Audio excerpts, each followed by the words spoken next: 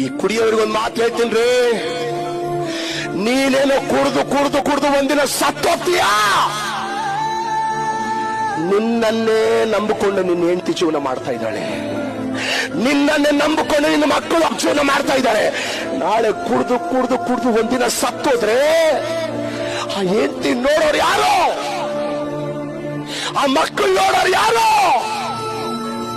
ಮೊದ್ಲೇ ಯಾರಿಗೆ ಯಾರು ಆಗಲ್ಲ ರೇ. ಒಂಟಿ ಹೆಣ್ಣು ಮಗಳನ್ನ ಈ ಪ್ರಪಂಚ ಸುಮ್ಮನೆ ಬಿಡ್ತದ? ಒಂದ್ ವೇಳೆ ನಿನಗೆ ಕುಡಿಯೋದ್ರ ಮೇಲೆ ಅಷ್ಟು ಪ್ರೀತಿ ಆಯ್ತಾ, ಮದುವೆ ಆಗ್ಬೇಡ ನೀನು. ಹಂಗೆ ಕುಡ್ದು ಕುಡ್ದು ಸತ್ತೋಗು. ಮದುವೆ ಆಗಕ್ಕೆ ಯೋಗ್ಯತೆ ಇಲ್ಲ ನಿನಗೆ. ನಾಳೆ ನೀನ್ ಸತ್ತೋದ್ರೆ ಯಾರ ಹತ್ರ ಹೋಗ್ಬೇಕ್ರ ಅವರು?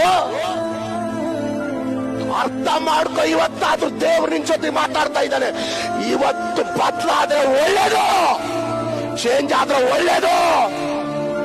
ಇಲ್ಲ ಅಂದ್ರೆ ಒಂದ್ಸಾರಿ ನಿನ್ನ ಎಲ್ಲಿ ನೋಡ್ಬೇಕಾಗುತ್ತೆ ಗೊತ್ತಾ? ನರಕದಲ್ಲೇ. ಇವತ್ತೇ ರಕ್ಷಣೆ ಹೊಂದಿದ್ರೆ ಒಳ್ಳೇದು. ಇವತ್ತೇ ಅಪ್ಪ ನನ್ನ ಜೀವನ ರಕ್ಷಿಸಂತ ಎಲ್ಲ ಬಿಟ್ಟು ಪ್ರಾರ್ಥನೆ ಮುಖ್ಯ ಕೇಳಿಸಿ ಪ್ರಾರ್ಥನೆ ಮಾಡಿದೆ. ದೇವರು ಇವತ್ತು ನಿಮ್ಮನ್ನು ಕಾಪಾಡುವ ದೇವರಾಗಿದ್ದಾನೆ.